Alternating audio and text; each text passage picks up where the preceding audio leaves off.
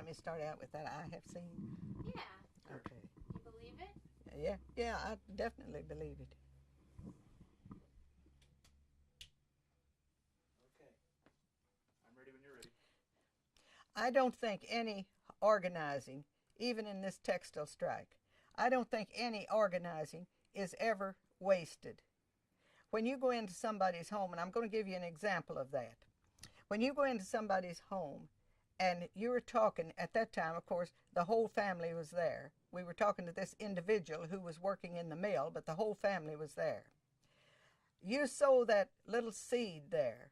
You implant that little idea there that in unity is your strength, and you've got to get that strength from joining in with your co-workers.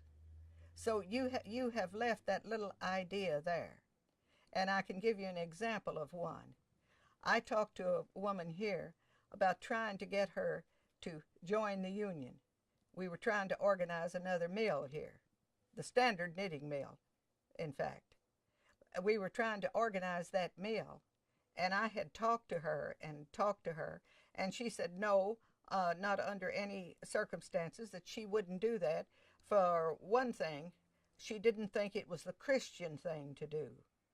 And I kept talking to her and telling her, well, the only way that you're going to ever better your life or get better conditions where you work is through organizing, through unity. And she said no, she didn't need it, that she was being treated all right. About 3 months later, she called me and asked me, why don't you come down here and organize us? You know what's happened? We have to do 3 more bundles now every day than we had to do before. And says, you mentioned that stretch out system.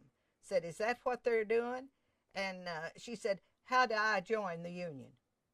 Now I know that that was a seed that was planted, an idea that I had given her that she hadn't forgotten when times got bad. And other organizers have told me the same thing, that when they would put that idea in their head about what organized labor could do for them, then something would come up that would trigger that thought. We've had that happen many times. Do you know what I wanted to hear? What I want you to, I'd like to know from you is not just organized labor, but in everything that you do in terms of trying to make a better world.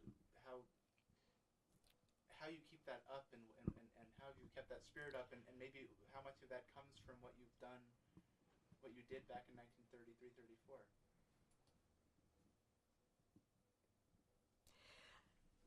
Well, during our organizing efforts and the general strike, the general textile strike there, that was really enlightenment for me to learn about the labor movement.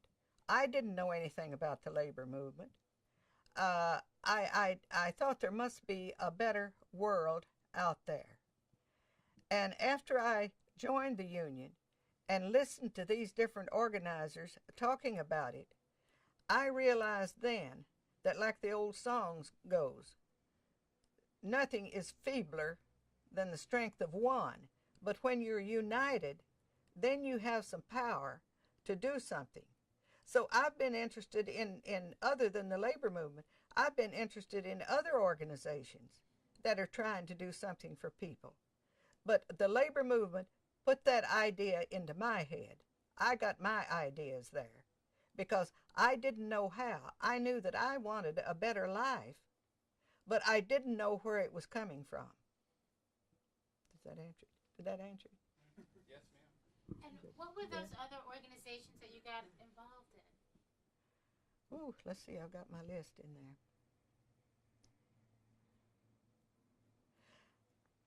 Just list them. Oh, Lord, I wish I had them with me. Hold it just a minute.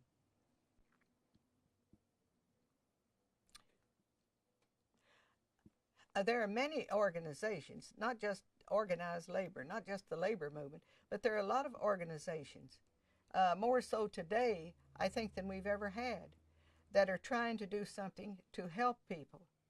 And I've always thought, I don't think other people would think that, but I think that I had a responsibility to help out in all these organizations.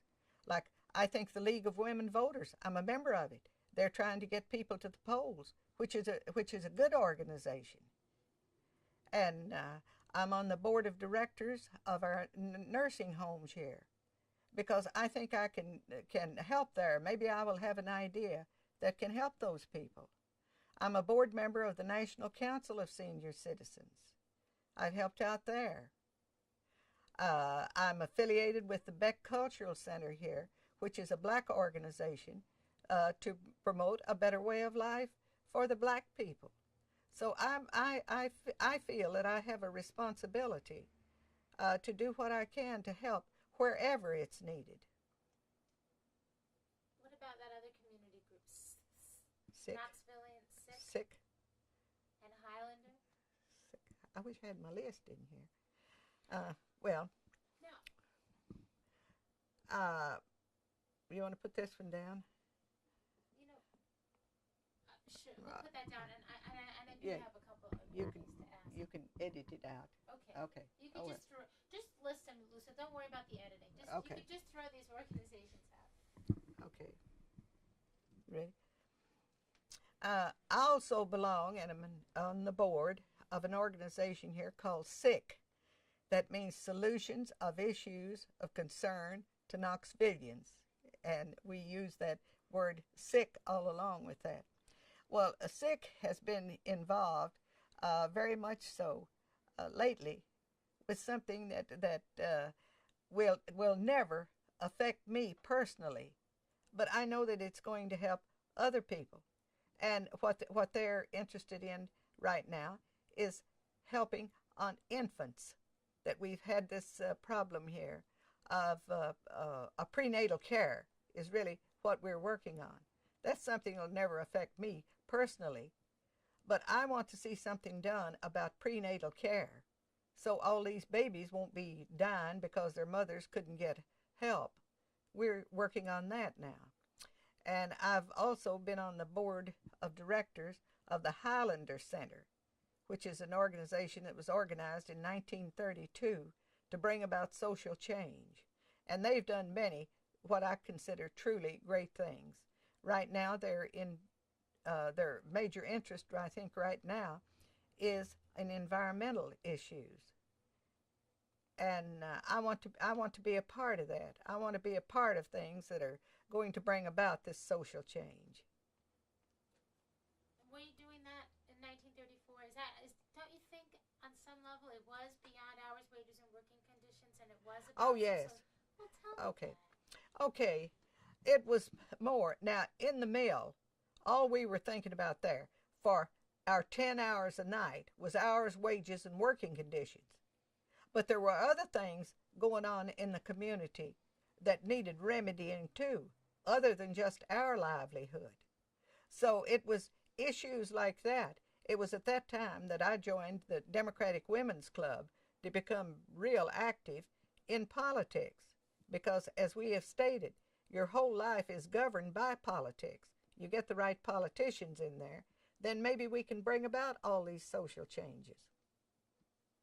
Now, when the strike was over, okay, and the end of the strike, you were doing a couple of things to try to make changes. You maintained contact with. What do we want to say there?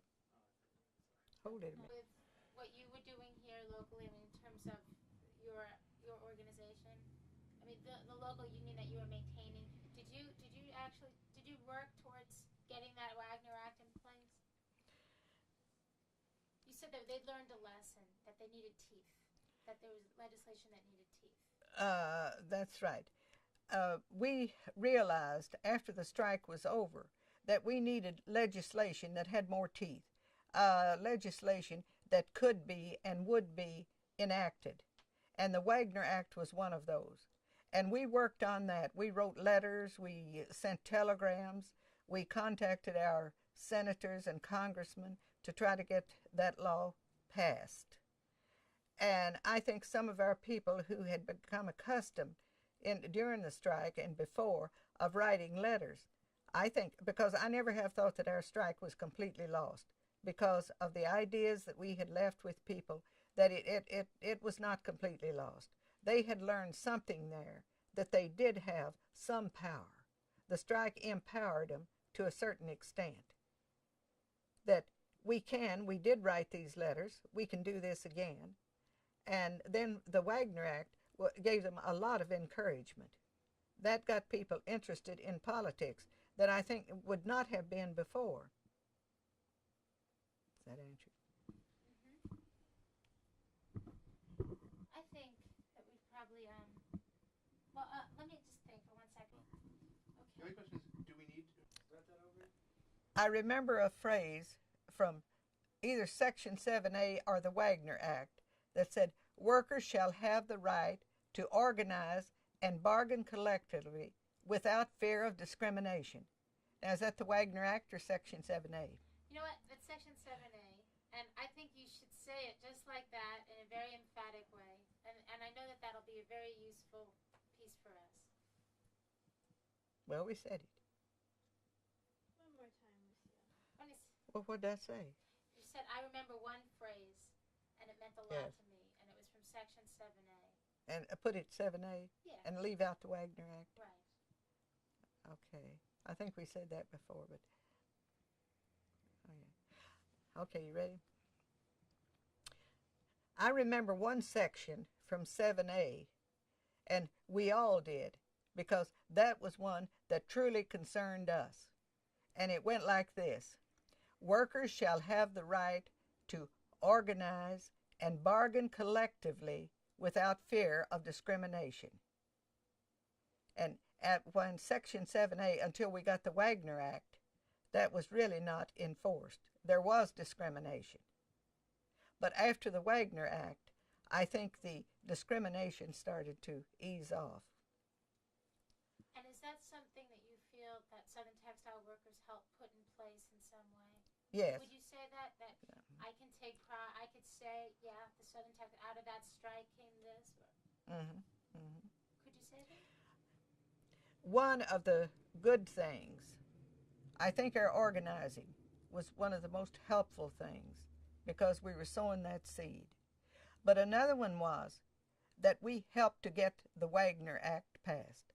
I am certain that the general textile strike of 1934 had some bearing on getting that law passed, and we certainly did our part. We wrote letters, we called on our congressman, and eventually it was passed. And we'd like to take credit for it.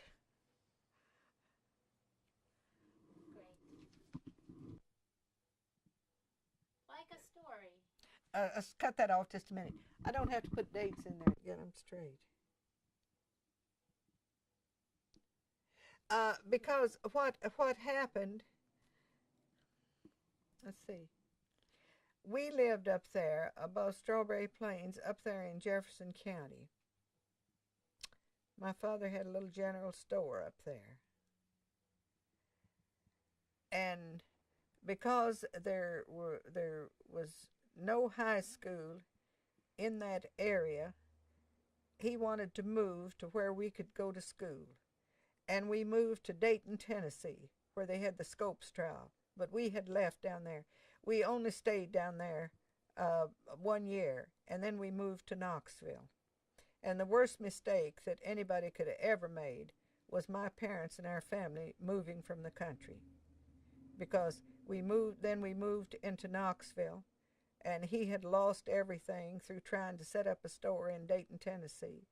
And we came to Knoxville completely broke, and so all of the kids that were old enough had to go to work. And of course I was one of them. And I had no education, no skills, no training, no nothing. So the only thing I could do, and my sisters could do, was go to work in the mills. And that's what we did, and so did my brother. He worked at Brookside, I went to Cherokee, and one of my sisters went to the Appalachian. We were all in different mills. And one sister was working at the glove factory.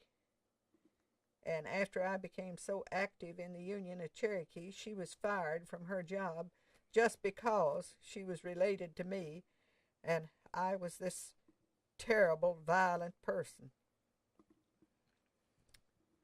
Did your brothers and sisters get involved in the Union too at the time in 33, 34? Who Uh, was Appalachian and there was no effort made to organize the Appalachian. The Brookside was organized, and my brother was active in that union. But there was no effort made to organize the Appalachian. I don't know why, but there wasn't. did your brother work with you at all? I mean, in terms of, did he belong to your local union, or they No, had their own? no, they had their own.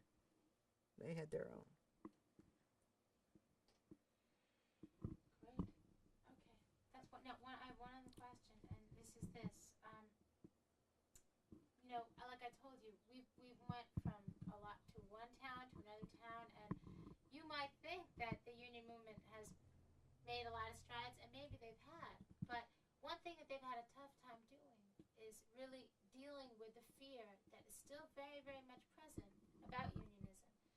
And we were wondering if this has a lot to do with memory and history, and the fact that people don't know much about this history. They're afraid to talk about it. And I want to know what you think about fear, talking about having been part of a protest movement, talking about even being frightened of remembering a time that could be considered courageous. Mm-hmm. Well, turn it on. I got it going. You got it on. There is still a great amount of fear among people of the unions here. And possibly a lot of that did come from this textile strike because it was so widespread and so many people were affected by it that they would still be thinking about that lost strike. And there are some of those people who were in that strike who are still living today that don't want to talk about it. That was a sad time in my life, they'll say. And I don't even want to talk about it. And some of them, I don't know whether they're ashamed of it or afraid of it. They don't want to talk about their involvement in that strike. They don't even want their children to know that they were protesters. And comment on that. I mean, turn it into a question. Think about what you think that fear might do to people. I mean, you're different from them, Lucille. Let's see. Let me think a minute.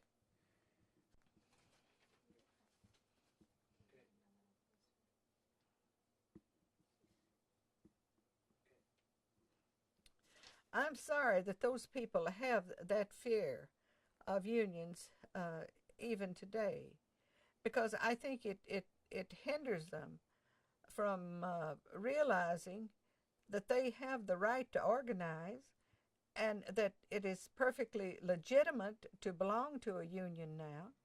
So I don't think that they should shy away from it as they do, but some of them do, because after all, organized labor is not the most popular organization in the country, anywhere today.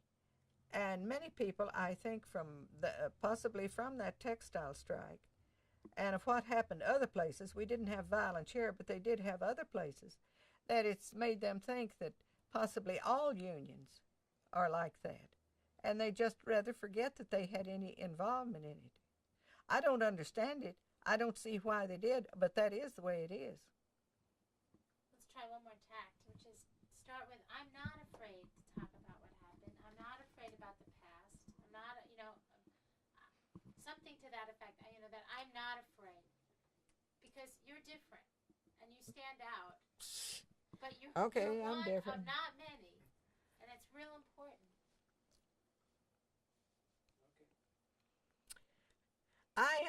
I am not afraid to speak out.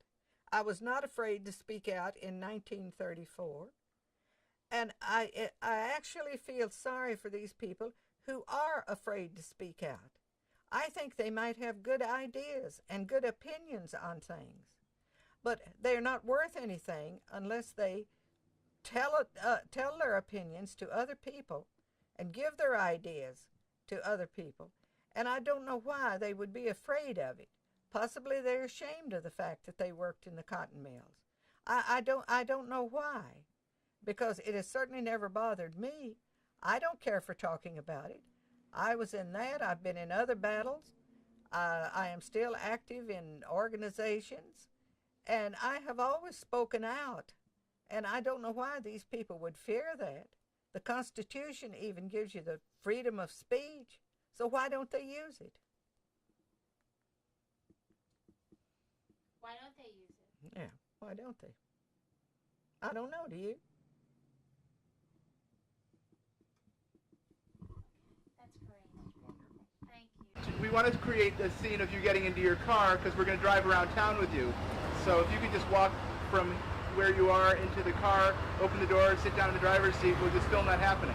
You won't see me there. Go ahead, I'm coming.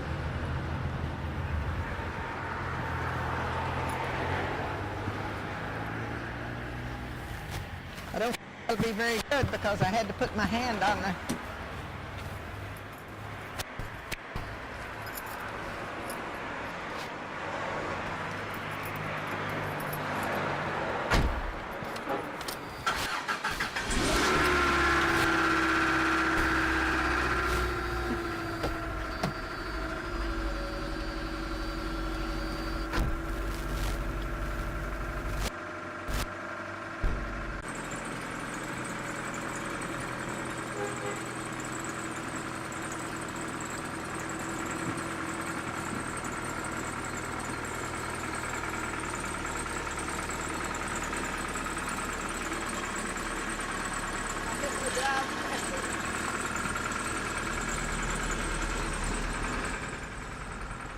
Now, we're holding up cars.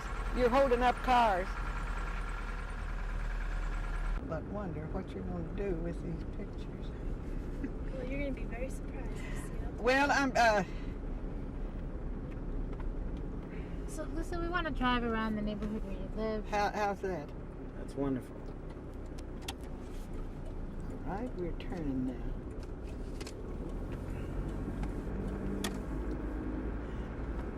You just be very careful on this, Judy. I was thinking about that this morning. Yeah. Don't get too much of me in there. You're doing this documentary about the strike.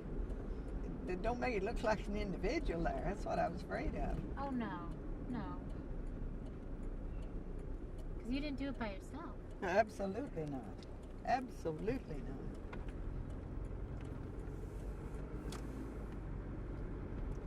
Uh-oh, it looks like we got somebody in the middle of the road. Well, go on, bub. Let's go one way or the other now, bub.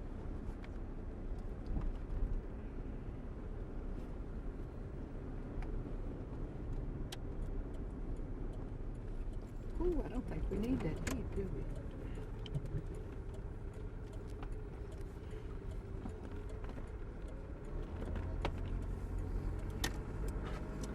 There is your United Methodist Church.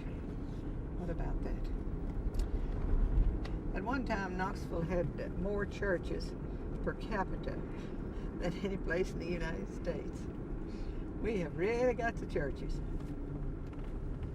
Not any use in having any sinners. I'm sorry about that, but I couldn't help it.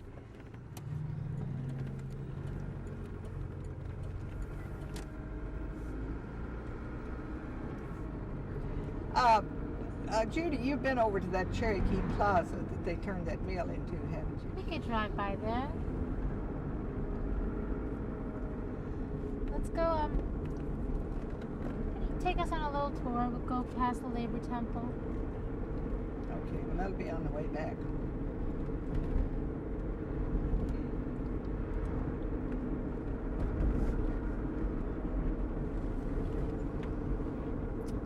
The Labor Temple actually looks a little bit better now than it did when I lived there. So, Lucille, you've been you've been working in Knoxville since the strike. Off and on. See, I went to the War Department in Washington and worked at TVA in Wilson Dam. And yeah, Knoxville's been hit.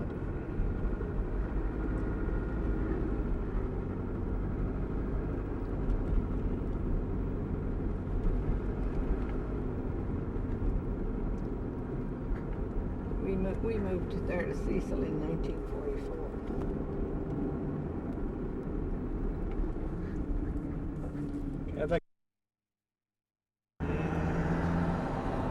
speed. I'm just gonna let it drive. Now you're entering to the little section in here. Of course, that wasn't over there. I don't know what that is even. That wasn't there. This is Mechanicsville. You're in Mechanicsville now. That says Historical Mechanicsville. Cindy ought to put that on her tour. What was this town? What was what? What was this area? Mechanicsville. Poor folks lived. I'm going to see if, I believe they've torn it down. No, they haven't. No, they haven't. Right there is the house where I lived when I worked at Cherokee Spinning Company. See that green looking stuff? Lord, it looks better now than it did when we lived there. It ain't much of a house, is it? What? You wanna go outside? I want to drive. You wanna drive fast? Oh, I'm sorry. Just go ahead. So this was your house? Uh-huh. That's where we live, 1009 McGee Street.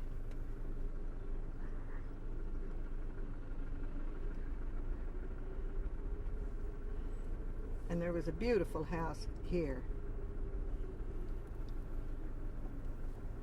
Let's see, I've forgotten how I get out of here now.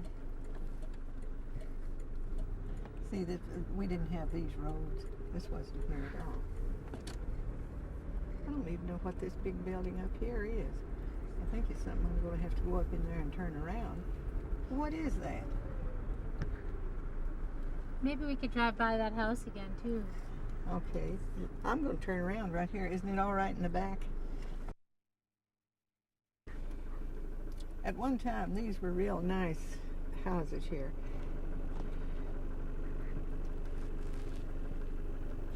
Ready?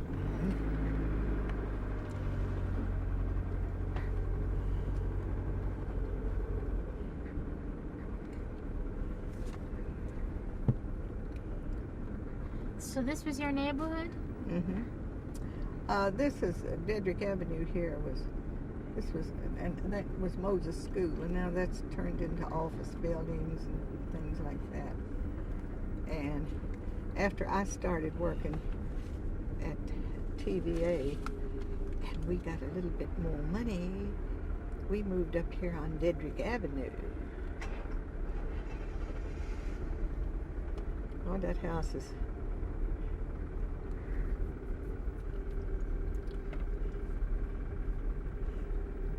this is the house that I lived in here on Dedrick Avenue. And you know what? That was a pretty house. That really was. And it was a nice house. Of course, it was expensive, too. $45 a month. And McGee Street was just $15. But it was really a pretty house. Cindy ought to bring some people through here, because down here on the corner house was where one of the best undertaker came. This is the house that I lived in at 225 Dedrick Avenue. That was really a nice house. All of these were nice houses at the time. Lucille, is this the house you lived in after you were blacklisted? Oh yes, yeah, sure it was. That was after I started working at TVA, when we could get up $45 a month for rent. Oh yes, that was later than the strike. I certainly didn't live there then. We don't want to get out here on Western Avenue, so I'm going to turn around here.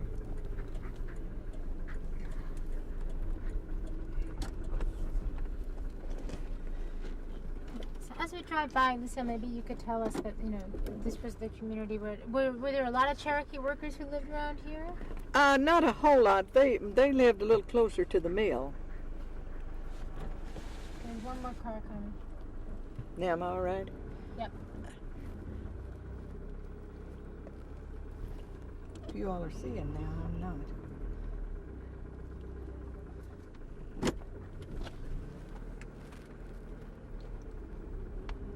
See, don't you think you can tell that those used to be pretty homes? And one of the girls lived in this house right here. She worked at Cherokee. She was a friend of mine. Was she in the union? Oh, yeah. What was her name? Gladys Williams at that time, and she married after that and finally died. She ran a spinning frame where I ran a winding machine. And this was a boarding home. It looks better now than it did then.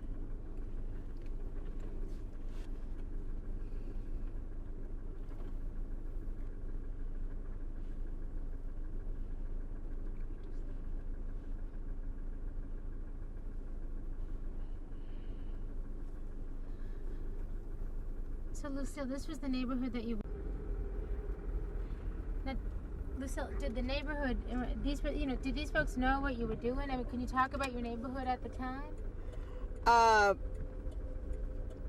tell you when.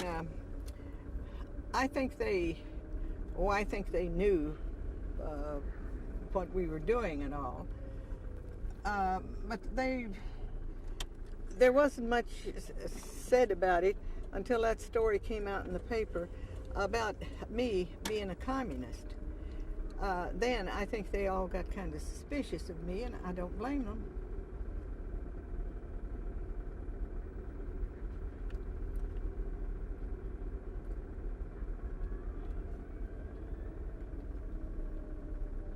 Them little boys are playing. Uh-oh. Let's go down Tulip. At one time we lived on Tulip. Uh-oh, there's nothing on Tulip now. This all turned into business.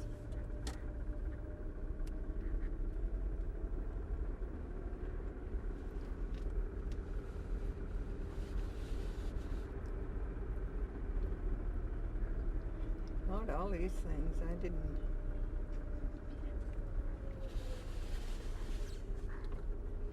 I think I'm running out of. Oh, this one goes on through. So we're gonna go. Can we go past your house again? Yeah. The one that you lived in, the green one. Yeah, that little greenhouse. Okay.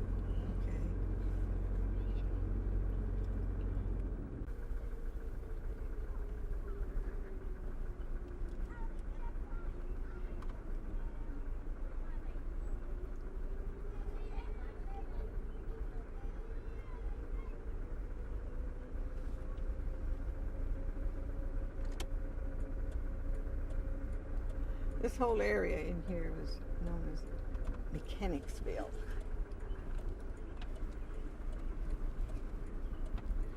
Oh shoot, I forget about this. These were through streets.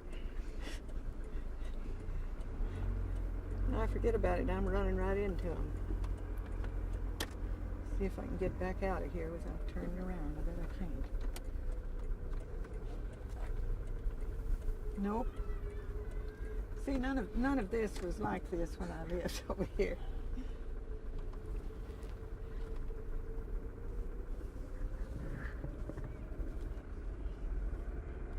Now let's see.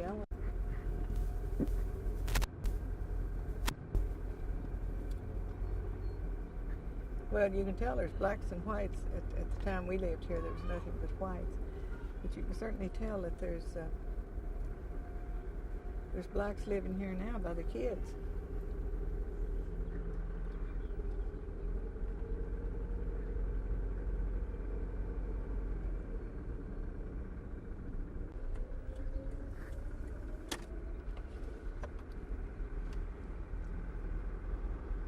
That is it. See the little greenhouse? I don't know what color it was when we lived there. Probably didn't have any paint on it. Am I going slow enough for you? Then there was I wonder what happened to the house on the corner here. Maybe we could just stop for a moment and turn the. Maybe we could open your window if it's easier. Do you want to wait for the plane, please? That was a pretty house there. Lucille, could you just tell us, that this is the house that you lived in when you worked at Cherokee, and you walked out of this house, walked to work, and came back here? All right. You ready? Yeah. This is the house that I lived in when I worked at Cherokee Spinning Company before the strike and even after the strike. And I walked from here to the Cherokee Mill every afternoon to work on that night shift and walk back in the morning. Most of the time, there was somebody working on the night shift that lived in this area, but sometimes there wasn't. And in the winter, when you got off at 4 o'clock in the morning, it would be dark. And I used to be a little afraid, but not very much so. Nothing ever happened to me. I walked that long distance from here to Cherokee. When we leave here, we'll go to Cherokee. I'd just like to see how far it is. I never thought about measuring it. I just knew I was walking it every day. Where was your room? In the back. This front room here was considered a parlor. And the house is a little bit bigger in the back than you think it is. It had 3 bedrooms and a kitchen. Didn't have a dining room. 3 bedrooms, a kitchen, and a little sitting room. All the rooms, of course, were small. None of them had a wardrobe. Did you ever have your union meetings here or people over here? Oh, we met here a lot of times. We met on that front porch. Really? What kind of meetings would you have here?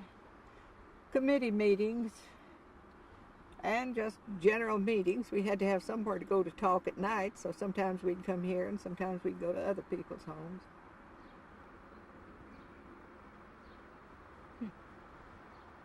Now, did you bring home a lot of your union work? Did you write letters here? Did you bring home a lot of your union work to do at home? Oh, yes. Yes, I had to. Could you tell us just a little bit about that?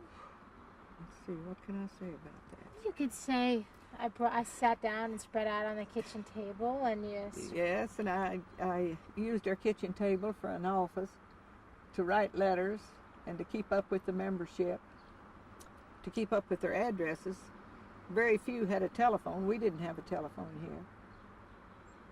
But this was used in a way for a small headquarters. I guess that was because I lived here. We'd congregate here when we had something to talk about. Now, did you have any strategic meetings here for right before the strike or afterwards? I don't think we did. We did those more or less in our hall uptown when we really wanted to talk about the strike, because we had to have a larger place. So if you wanted to have a talk that was private, the committee, it was here? Sure, we'd have it here. So many of the workers at Cherokee lived in Marble City. We'll go through that. Marble City is where Cherokee was, and the people lived around there. I don't know why. Well, I was the only one that was working at Cherokee. There's no point us moving just to accommodate me. But one of my sisters worked at the glove factory, which has since been torn down, but it was in this neighborhood. And the Appalachian Mill was not that far from here. Cherokee was the farthest away. So could you, I spoke over you when you said about a private meeting, it being here. Could you say that one more time? When we had private meetings, when we wanted to talk about something that we didn't know for sure that we was going to give to all the membership, we would meet here and have us a little secret meeting to decide what to do. So we'd hold those meetings here. When was the last time you were here at 1009 McGee Street? Today. No, I don't think I've been here. I know I haven't been here since they painted the house green. And I guess this would be the place where you receive the mail from the UTW of A? Oh, yes. Mm-hmm. See the mailbox on the porch? That's where it all comes. You have any feeling like you want to get out and get closer to the house? No, I don't want to get close to that house again. That was, some people think a strike is very romantic, exotic, something that you'd like to do. It's not. It is anything but that.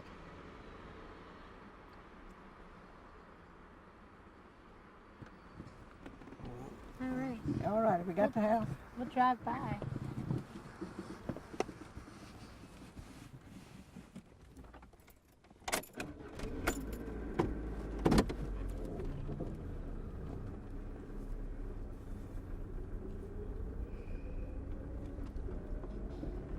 Let's see, I think I went out. They messed up these streets over here terribly. Everything is so changed. But why wouldn't it be? Times do change.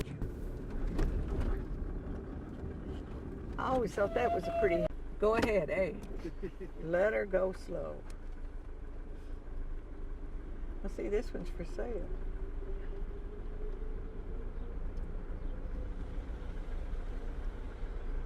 And so is this one.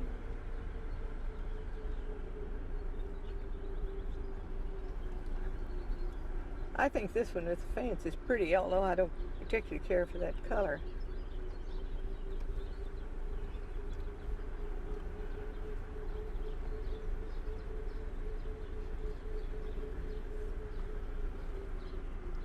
I'm getting ready to turn. Okay. Well, this one's for sale too. That's sort of strange.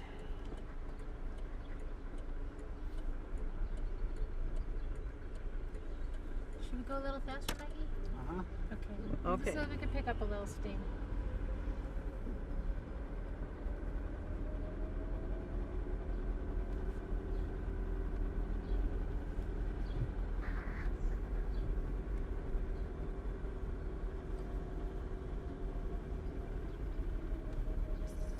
So, Lucille, these were people that worked in all different kinds of industries around here? Oh yeah, they worked everywhere.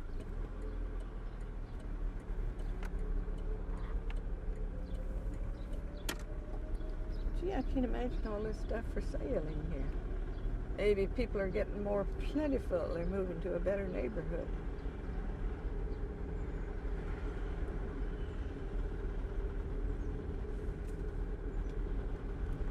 Yeah, we're back to McGee Street.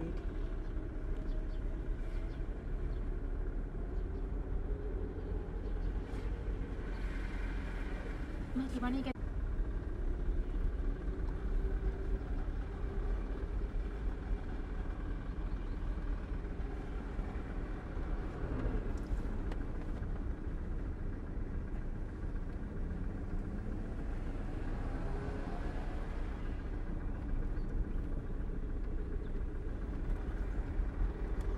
Coming into McAnally Flats.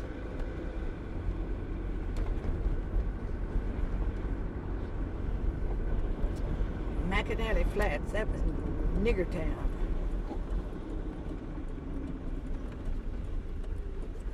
Mostly it's blacks that live here now.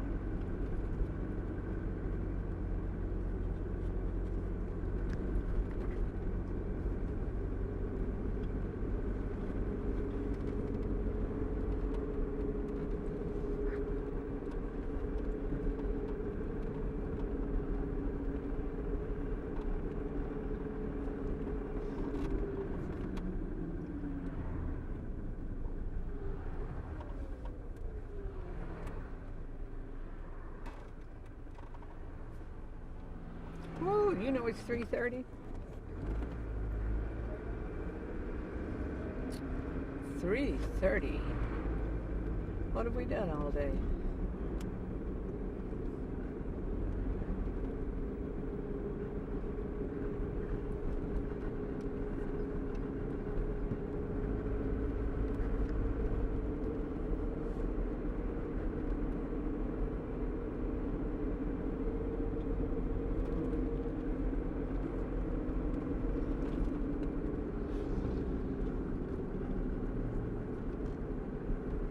Now, you say you want to see that Cherokee place?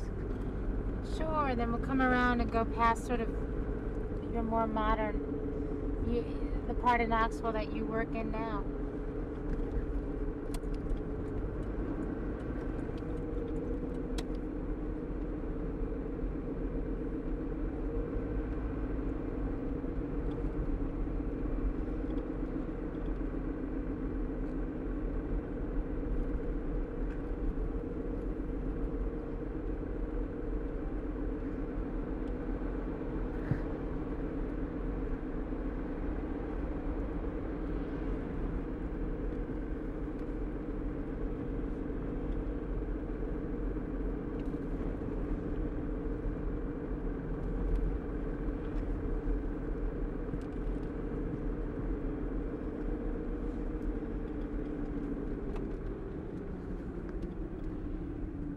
Uh-oh, I missed my turn back there. No, I didn't. I can turn right here, and I'm going to do that.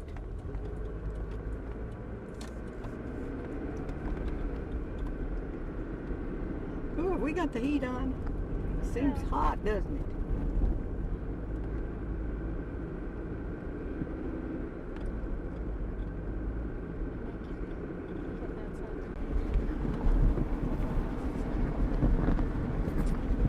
We'll start coming from work. Oh, and like if you can turn. Sorry.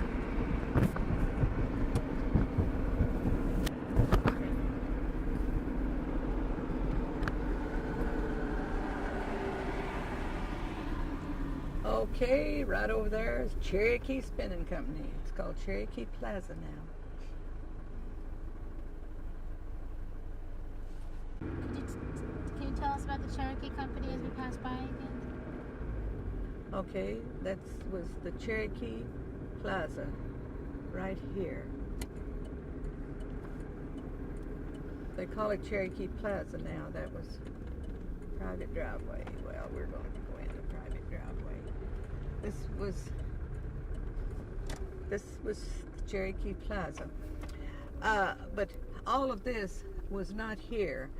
The door that we went in was over here on the front on Sutherland Avenue. I don't know whether, I see if they still have that same door. But I think they've turned this into a very pretty place. Imagine the rent is terrific here.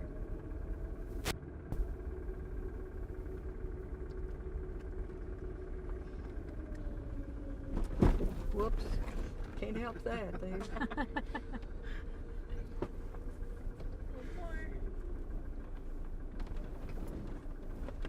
Yeah, we're getting here at a busy time.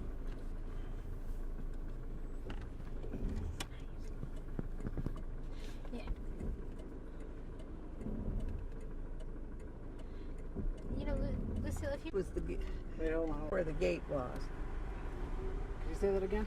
This is the area where we went in. This was the gate. Here, see on this Sutherland Avenue. That was the gate where I was told you are blacklisted, don't come in here. And I didn't go in there. It wasn't near this pretty then. This was the weaving room. Lucille, this was the gate right over here? That was the gate over there that we drove in. They've done away with that because our gate was on Sutherland Avenue, and that's.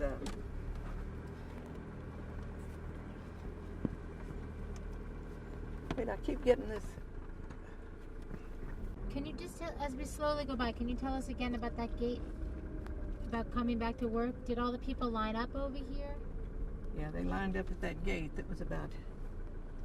Okay. We'll focus on driving. But while we're standing here, before we turn, Lucille, Yeah. there's no one behind us. So How about down here though? No, but before. Yeah.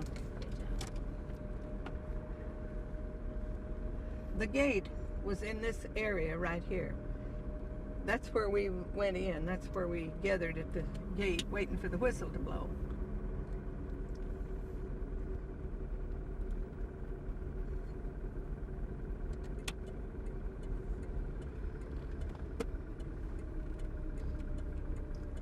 And so you walked away and you never worked there again. I should say I didn't work there again. I wasn't very welcome in that property then.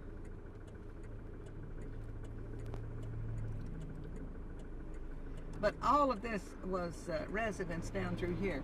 And a lot of the Cherokee people lived around here because it was near to the mill.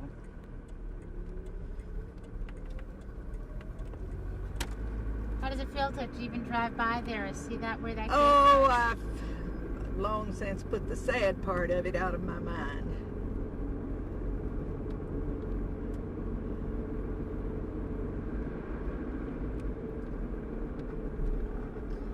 And which part do you keep? Oh, I keep the good part, the things that I thought might be helpful today, some of the seed that we planted, some of the ideas that we gave the people.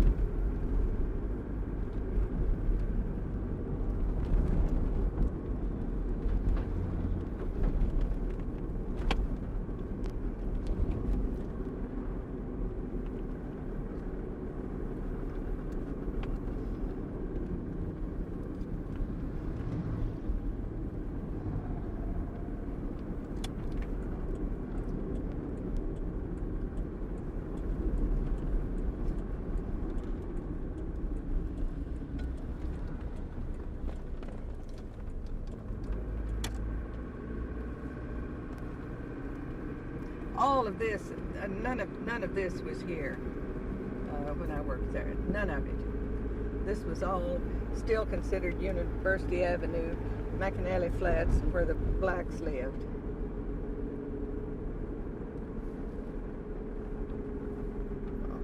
Oh, it's that I couldn't see around. Area.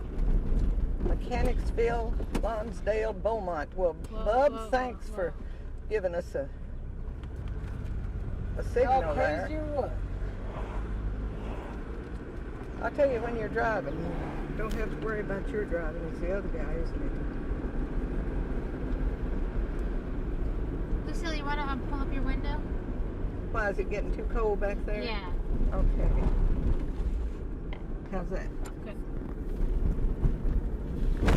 Ooh, didn't realize this was this rough. Now, do you see this big old white building down here on the right? Way down on the right? That is the MLB building. That is where I work. That's where you work now? Uh-huh. That is the MLB. What does it stand for? Is it what? What does it stand for? Mechanicsville, Lonsdale, Beaumont. Oh. Those areas. It's a nice building.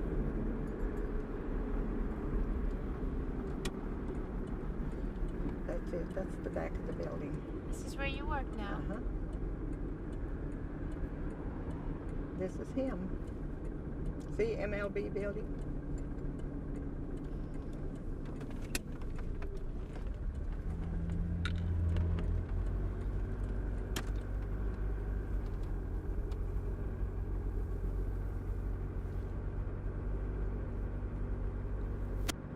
You could drive by a little faster if you wanted. Oh, well, okay. I'm just doing what I'm told to do here.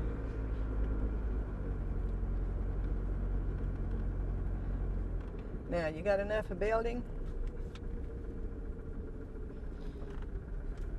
And you want to see more building?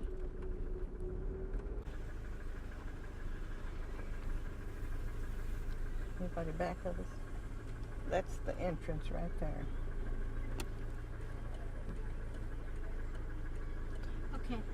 Well, she can't drive because there's a lot of... Okay, you got that? Yeah, let's go.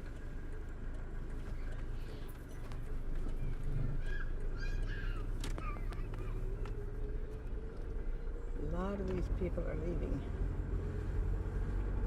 Mikey, we think... Total clear all of this.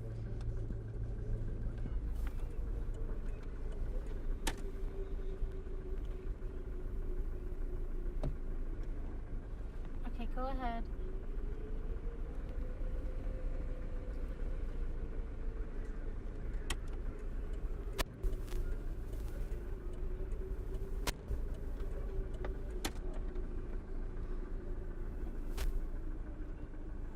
So this is where you work every day. This is where This is where Do you do any work with the Head Start program, Lucille? No, I don't work with that. I work with senior citizens. I work at the Office on Aging.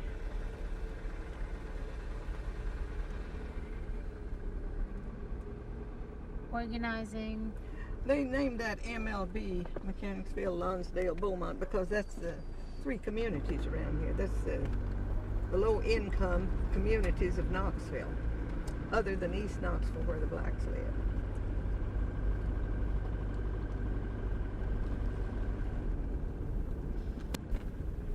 Gonna hit a bump here, I can tell you. I come over it every day.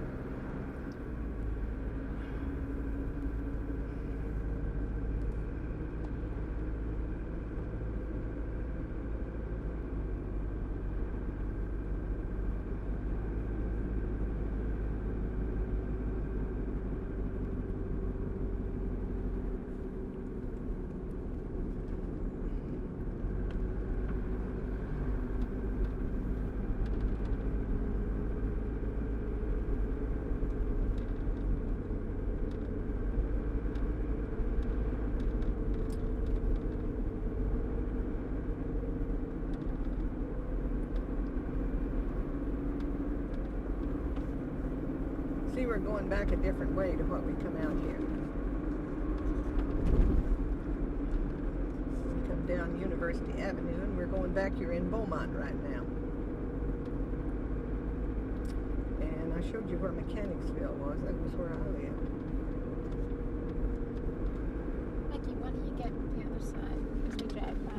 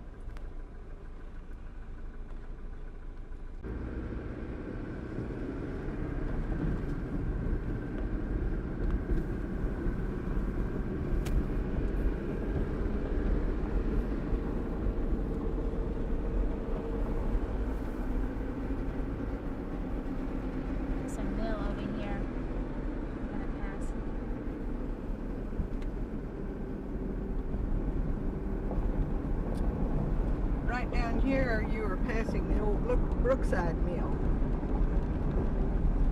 It's still here. It's sort of been turned into a mall of some kind. I don't know what it is. See back there, I think it still has the Brookside sign on it.